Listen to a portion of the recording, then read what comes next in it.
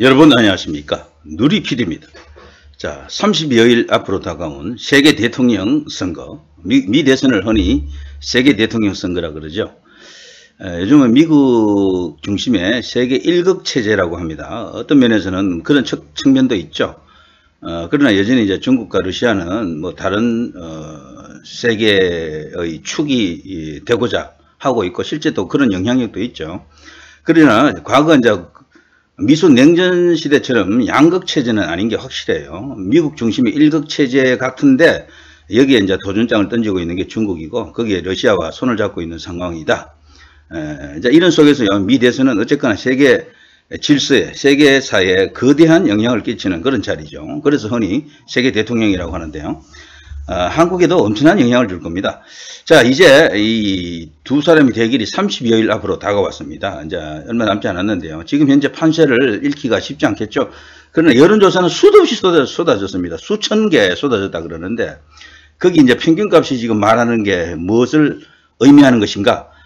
그런데 미국은 미국 나름의 독특한 또 선거 방식을 갖고 있지 않습니까? 대통령 선거인 경우에는. 그래서 일반적인 여론조사로 분석하면 그 답이 안 나오고요. 다른 어떤 모델이 필요하죠. 자, 현재 미 대선에서 여러 가지 어떤 뉴스가 너무도 많습니다만 양측을 지지한 유명 인사 중에 대표적인 인물이 바로 이 해리스 쪽에는 테일러 스위프트죠. 여기는 지금 현 시점 세계 최고의 팝 가수다 이제 이렇게 볼 수가 있겠고요. 그야말로 이 과거 마이클 잭슨 같은 그런 인기에다가 엄청난 또 이 10대, 20대들에게 인기를 지금 독식하고 있는 그런 상황입니다. 이 테일러 스위프트 하면은 스위프트 효과라는 말이 있을 정도로 가는 곳마다 엄청난 경제적 붐업을 또 가져온다 그러죠. 그래서 세계 모든 나라가 테일러 스위프트를 초청하려고 난립니다 지금. 그런데 너무도 스케줄이 꽉 짜여 있어 가지고요. 지금 수락해도 1년 뒤에 가능할까 말까 이런 수준이라 그러죠. 10대들의 우상, 20대들의 우상입니다. 근데 미국 대선 판을 가르는 게 바로 20대들이거든요. 10대 후반, 요들이다라고요. 우리나라도 사실 그렇게 되고 있는데, 2대녀, 2대남, 10대들은 거기에 또 따라가니까요. 이들이 결정합니다. 가장 지금 스윙버터 중립층이 많은 데가 여기거든요. 30대 이상, 40대 이하도 어느 정도 그런 측면이 있지만 20대들이 훨씬 강해요. 그래서 이 테일러 스위프트 효과로 인해 가지고 해리스가 무난하게 이긴다라고 이제 주장하는 사람들도 있습니다. 이 스위프트 효과로 인해 가지고 테일러 스위프트가 어느 정도 이렇게 해리스를 지지한다라는 게 알려지자 엄청나게 많은 후원금이 들어왔다 그러죠. 그리고 해리스 인기도 또 올라갔고요. 20대들에서 지지율이 또 상당히 더 뛰었다 그러죠. 자, 2억 8천 팔로워를 갖고 있는 그야말로 엄청난 인물이죠. 이 테일러 스위프트. 자, 트럼프 쪽에서는 이게 신경 쓰이지 않을 수가 없습니다. 해리스 지지한 테일러 스위프트에 대해서 또 독소를 퍼붓는데요. 혹독한 대가를 치를 것이다. 미국 같은 나라에서 이게 뭐 가능하겠습니까? 대통령이 아무리 파워가 세다 한들 개인의 그 권리라든가 인격권을 어떻게 할 수가 없거든요, 여기는. 자, 이런 식으로 쭉 나오죠. 테일러 스위프트. 정말 저도 이거 관련해서 방송을 그전에 한번 한 적이 있는데요. 상당히 큰 캐스팅 보트가 될 수도 있다. 지금 10대, 20대들을 만일에 이 스위프트로 인해서 표가 대거 이동한다 그러면은 뭐 그냥 여기서 끝나는 거예요, 그냥. 자, 이런 이야기 쭉 있었죠. 그런데 자, 비욘세까지 선거송을 허락했다. 해리스 지지한 팝스타들. 비욘세도 여기 좀 유명한 인물 아닙니까? 흑인 여성 가수인데요. 자, 이런 식으로 주로 이제 인기 있는 젊은 층이 좋아하는 가수들이라든가 대중 스타들은 해리스 쪽에 많이 지금 경도되어 있는 것 같습니다. 이것은 뭐 사실이고요. 자, 여기 이런 어떤 현상을 이제 공화당 쪽에서 트럼프 쪽에서 마냥 좌시하고 있을 수는 없겠죠. 그래서 지금 거기에 맞불처럼 보이는 게 바로 이거죠. 일론 머스크입니다. 일론 머스크가 놀랍게도요, 이번에는 아주 공개적으로 적극적으로 트럼프를 지지하고 나섰습니다. 트럼프를. 일론 머스크, 미국 대선 트럼프가 꼭 이겨야 된다. 트럼프 옆에서 머스크가 모자를 하나 쓰고 있잖아요. 저 모자가 바로 그 유명한 마가 모자입니다. 마가. 이 화성 점령 그런 티셔츠를 입고 있고요. 지금 이 일론 머스크는 스페이스 X라고 하는 기업도 갖고 있지 않습니까? 그래서 화성을 점령하려고 하는 그런 웅대한 프로젝트를 갖고 있죠. 만일에 트럼프가 대통령이 되면요, 저는 이게 성공할 것 같아요, 진짜. 미국이 나사 중심으로 우주 개발 계획을 지금 실천하고 있지만, 만일에 민간 자본인, 민간 기술, 민간 기업체인 스페이스X하고 만일에 결합이 되면 더 큰 시너지가 나겠죠. 스페이스X는 단독으로 뭐 벌써 우주선을 띄우는 그런 시대가 왔으니까요. 엄청난 시너지가 터질 것 같습니다. 그리고 저쪽에는 테일러 스위프트가 있었다라면 여기는 일론 머스크가 있는 거죠. 일론 머스크 하면 현 시점 세계 최고 갑부라고 할 수 있고요. 많은 기업을 갖고 있습니다. 가장 유명한 게 테슬라 아닙니까? 자동차, 전기 자동차. 그래서 우리가 흔히 미국의 최대 이제 갑부들은 대체로 빅테크들이 많아요. 마이크로소프트에 빌 게이츠 그리고 또 등등 해서 말이죠. 페이스북하고 여기 인스타그램에 등등, 그리고 또 과거 트위터 등등 이런 사람들이, 그리고 또 애플 이런 쪽에 기업들이 많은 어떤 사업을 벌이고 있고 엄청난 어떤 주가 시장에 큰 손으로 작용하고 있죠. 근데 그런 사람들은 빅테크로 분류가 되거든요. 빅테크. 그런데 여기 일론 머스크는 기업을 갖고 있잖아요. 진짜로. 자동차 공장을 갖고 있고 스페이스X를 갖고 있고 그 밖에도 여러 가지 사업체를 갖고 있죠. 그래서 빅테크는 아니에요. 그런데도 최근에 트위터를 인수해가지고 X라는 이름으로 빅테크에 또 이렇게 반열에 또 들어갔죠. 저는 개인적으로 이대로 가게 되면 세계 최고 부자는 이 사람이 독식할 수도 있다라고 생각합니다. 잘만 풀리면은. 그리고 그 배후에 이 트럼프가 만일에 대통령이 되어서 서로 이제 손을 잡게 되면은 그 시기는 앞당겨진다 이런 생각이 들 수도 있겠죠. 자, 트럼프 피격 현장에 금이 환영, 머스크 싸우자, 지원 사격. 그리고 참 아까 여기 모자 이야기를 제가 했었는데요. 화성 이야기하면서 제가 이야기가 그쪽으로 나갔는데 모자 여기에 새겨진 글씨가요. 마가 그 유명한 트럼프의 선거 그거죠. Make America Great Again. 이게 바로 미국을 다시 위대하게 만들자 이건데요. 그거를 여기에 모자를 딱 쓰고 나타난 겁니다. 그러면서 트럼프가 대통령이 되어야 되는 이유, 트럼프가 되어야지만이 미국이 발전하고 세계 경제가 좋아지고 심지어는 세계 평화가 온다까지 이야기하고 있죠. 흔히 이제 트럼프를 전쟁광이다 이렇게 이제 비난 많이 하는데 그 사실 그 반대적인 속성이 강한 게 사실이죠. 지금 우크라이나 전쟁은요, 트럼프가 대통령이 되는 순간 오래지 않아 끝난다라고 보는 사람들이 많습니다. 그 이유가 있어요, 다들. 그래서 이제 그게 무슨 소리야. 트럼프는 전쟁을 좋아하는데 이렇게 생각하는 사람들이 꽤 많은 것 같은데 실제 트럼프는 전쟁을 좋아하지 않습니다. 그 사람은 전쟁을 끝내는 사람으로 보면 맞을 거예요. 원래 민주당 정권에서 전쟁이 더 많습니다. 그 특이하지만 그래요. 계속 그래 왔습니다. 그래서요, 전쟁을 이제 일으키는 세력 민주당, 전쟁을 이제 끝내는 세력 공화당 이렇게 보는 게 최근의 등식이죠. 그런데 그거를 인정하지 않는 사람들도 많습니다. 그렇지만 실제 들여다보면 또 그런 게 많아요. 중동 전쟁이라든가 등등 최근에 일어난 옛날 전쟁 말고요. 2000년대 이후 전쟁을 보게 되면은 공화당은 부시가 그 이라크 전쟁을 이제 그때 크게 벌려서 그렇지 대체로 공화당 특히 이 트럼프는 일반적인 공화당 그 정치인들과 또 달라요. 이 사람은 전쟁을 부추기는 그런 인물은 아닙니다. 그거는 팩트예요, 사실은. 그래서 여러 가지 그런 측면도 있기 때문에 진정한 평화주의자들은 오히려 이 트럼프를 지지해야 맞다 이런 주장도 있더라고요. 아무튼 저 머스크와 테일러 스위프트 이 둘의 또 대결일 수도 있겠어요. 자, 경제적 효과와 미국의 국익 그리고 전 세계 질서 이런 것을 광범위하게 언급할 수 있는 인물이죠. 이 일론 머스크는요. 이 일론 머스크의 사업 중에 또 이런 것도 있죠. 그 비행기보다 더 빠른 그런 어떤 터널형 어떤 레일을 깔아놓고 거기에 이제 그 슈퍼 이제 열차가 되겠죠. 띄우게 되면은 비행기가 뭐 시속 한 1000km 달린다 그러면 이건 시속 2000km, 3000km 이렇게 달리는 게 있거든요. 부산에서 서울까지 만일에 그런 걸 터널을 만들어 놓고 띄우게 되면은 불과 뭐 10분, 20분이면 도착하죠. 그냥 그런 것까지도 지금 구상하고 있는 인물입니다. 정말 엄청난 어떤 사업 프로젝트를 갖고 있죠. 자, 아무튼 이제 이게 지금 현재 미국 대선의 여러 가지 어떤 상황 중에 한 번쯤 언급해 볼 만한 이야기들이고요. 이쪽은 테일러 스위프트, 비욘세 같은 이런 어떤 유명 연예인이 있다 그러면 이쪽은 어쨌거나 일론 머스크 같은 이런 정통 기업인들이 있다.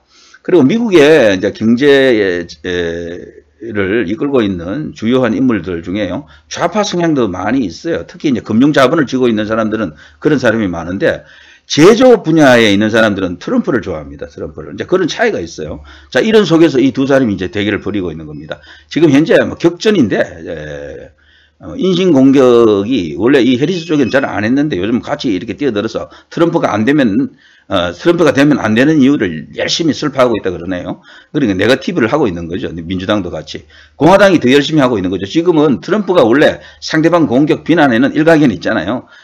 그런 식으로 지금 크게 지금 핏대 올리면서 지금 쏘아붙이고 있는데, 민주당도 마냥 이렇게 당하고 있지는 않겠죠. 그래서 지금 맞받아 치고 있다라고 합니다. 전체적으로 현재 나와 있는 지지율을 보게 되면은 전체 지지율, 그리고 전국 지지율은요, 트럼프보다도 해리스가 앞서 있어요. 최소 2%에서 한 3% 정도 앞서 있거든요.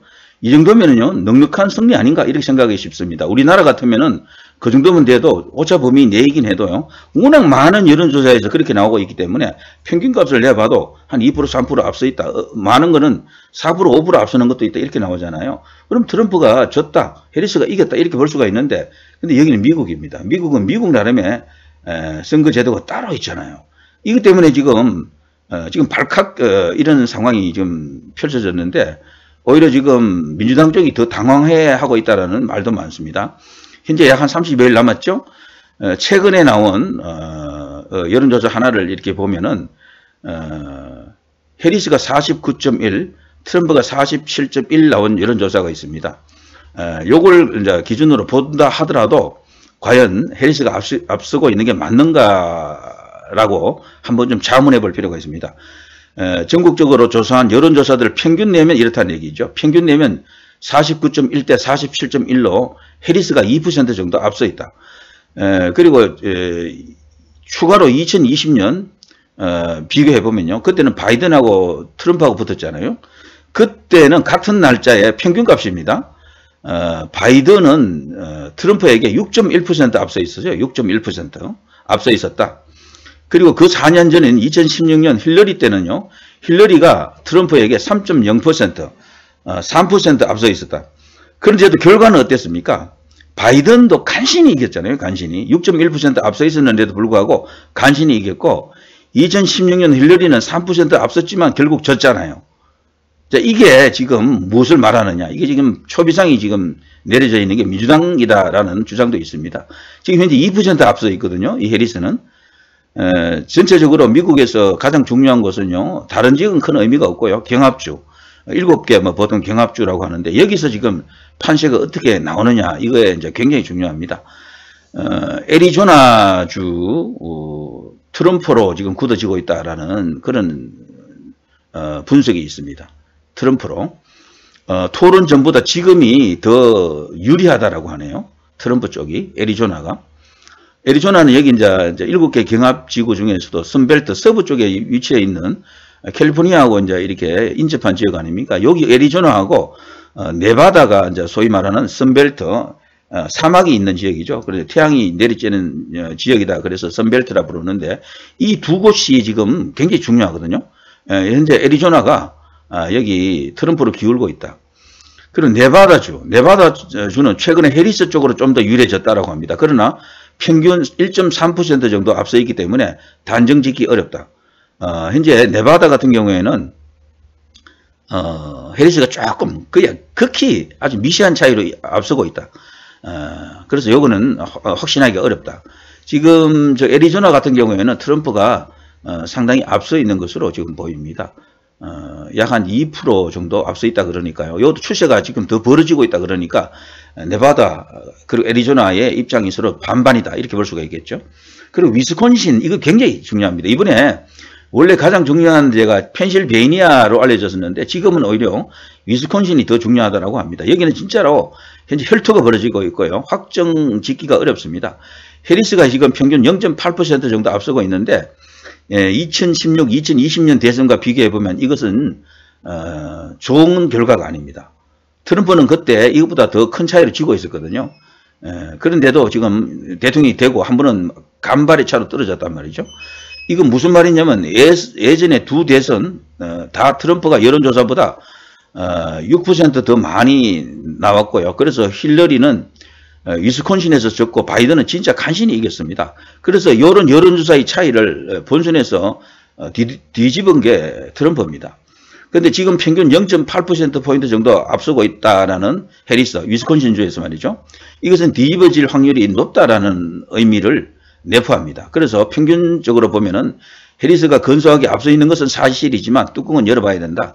한국 언론은 해리스가 위스콘신을 가져갔다고 벌써 이렇게 분석하는데 이것은 너무 나갔다라고 이제 보는 게 맞을 겁니다. 다음 미시건입니다. 미시건은요, 여기는 위스콘신과 다르게 해리스가 좀 더 유리합니다. 근데 최근에 트럼프가 다시 치고 올라오는 추세라고 합니다. 48.9 대 47.5 정도로 1.4% 정도 해리스가 앞서 있는데, 글쎄요, 이 정도로는 안심할 수 없겠죠.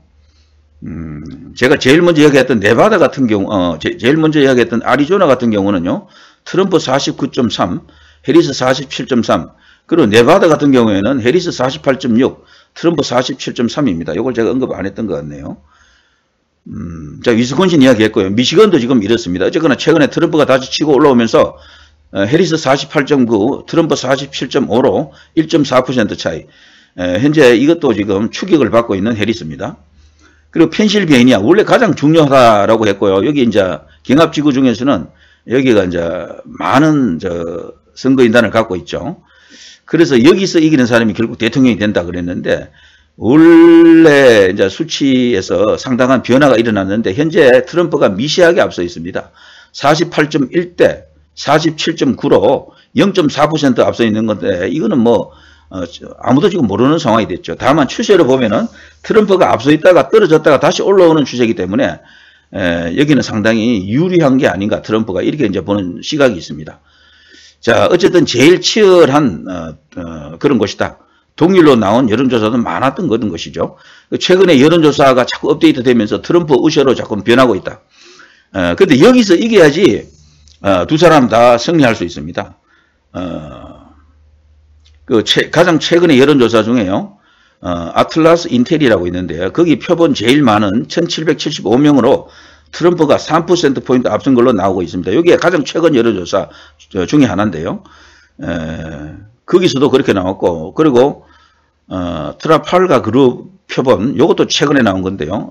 1990명 여론조사에서 트럼프가 3% 앞섰다라고 합니다. 열흘 전에 해리스가 우세했다가 박빙으로 갔다가 지금은 트럼프가 다시 역전하는 추세죠. 이런 식으로 한번 엎치락 뒤치락 해서 다시 이제 탈환하는 경우에는 잘 또 바뀌지 않습니다. 그래서 여기 펜실베니아는 트럼프로 넘어간 게 아닌가 이런 어떤 분석이 있습니다. 다음 노스캐롤라이나, 여기도 치열한 접전이 벌어집니다. 48.6 트럼프, 해리스 47.9. 여기는 그러니까 0.7% 차이로 트럼프가 앞서 있죠. 트럼프가 이렇게 앞서 있지만 여기도 여론조사보다 트럼프가 실제로 좀 더 많이 나오는 주로 알려져 있죠. 위스콘신처럼 많이 차이 나는 것도 아니고 최근에 조금 하락세라 트럼프가 주의해야 한다라고 합니다. 여기는 해리스가 지금 추격을 하는 곳이다. 그래서 위스콘신과 함께 여기도 주목할 만한 곳이다. 노스캐롤라이나. 그리고 조지아가 있습니다. 조지아는 현재 트럼프 49.2, 해리스 47.8로 1.4% 트럼프가 앞서 있네요. 그래서 토론 전보다 트럼프가 더 많이 나오고 있다. 그래서 여기도 애리조나와 마찬가지로 트럼프로 굳어지고 있다. 이렇게 보는 시각이 있습니다. 이렇게 되면요, 정리해보면 270석이, 여기에 270표가 당선 확정되는 숫자거든요. 현재 해리스는 247, 트럼프는 281, 이렇게 보는 것으로 지금 나타나는 거죠. 위스콘신주가 최대 경합지로 볼 수 있는데, 해리스가 위스콘신 가져간다 해도 트럼프가 이제 당선이 된다라는 이야기죠. 요걸 믿지 않는 국내 이제 분석가라든가 국내 이제 거주자들도 많을 텐데, 이게 이제 주로 이제 주요한 메이저 미디어들이 이제 그동안 쭉 보도해온 기반에서 보면 그렇게 보일 겁니다. 트럼프를 굉장히 이제 적대시하죠. 특히 우리나라 사람들 중에 10중 8은 트럼프에 대해서 반대하는, 비호감으로 보는 그런 어떤 적대감을 갖고 있죠. 자, 아무튼요, 트럼프가 토론, 다시 할지 안 할지 모르겠습니다만, 토론 안 하는 게 나을 것 같아요. 트럼프는 토론하면 오히려 마이너스가 될 것 같아요. 그 스타일 때문에. 아무튼, 자, 이런 상황으로 지금 치닫고 있습니다. 요약해 드리면, 위스콘신주가 제일 최대 경합지고, 그런데 해리스가 위스콘신주 이겨도 트럼프가 이길 가능성이 크다라고 보는 그런 시각이 있다. 여기서 해리스가 이기자면요, 전국 지지율에서 현재 2% 정도 앞서 있는 것을 적어도 5% 내지 4% 정도 앞서는 것으로 옮겨가야지만 이길 것으로 봅니다. 경합지구만 투표를 하는 게 아니지만 어쨌거나 이런 전체적으로 트럼프가 과거 바이든이 이길 때 바이든은 같은 시기에 6% 이상 이기고 있었거든요. 그리고 힐러리는 3% 정도 이기고 있었는데 힐러리는 졌고 바이든은 이겼단 말이죠. 그러니까 5% 최소한 4%는 앞서 있어야 된다. 지금 2% 앞서 있는 것 갖고는 위험하다. 이렇게 이제 볼 수가 있겠죠. 자, 이게 지금 현재 트럼프, 해리스 트럼프 사이에 일어나고 있는 정말 숨 막히는 대결전입니다. 민주당도 지금 현재 결코 지금 승리를 자신하지 못하는 상황. 그렇다고 공화당도 그렇다고 뭐 승리를 자신하는 건 아닌 것 같아요. 그래서 끝까지 최후의 한 표까지 짜내는 전략을 지금 취하고 있는 것 같습니다. 세계가 주목하는 대회전. 트럼프냐, 해리스냐. 글쎄요. 메이저 미디어만 보게 되면 해리스가 다 따놓은 당상처럼 보이는데, 근데 꼼꼼하게 다른 분석을 통해서 이렇게 들여다보면은 아니다. 해리스가 지금 위험하다라고 볼 수도 있습니다. 저는 누구를 지지하는 게 아니에요. 그냥 이대로 한번 보고 싶었고요. 있는 그대로 한번 읽어보고 싶습니다. 자, 누리 PD 김준희였습니다.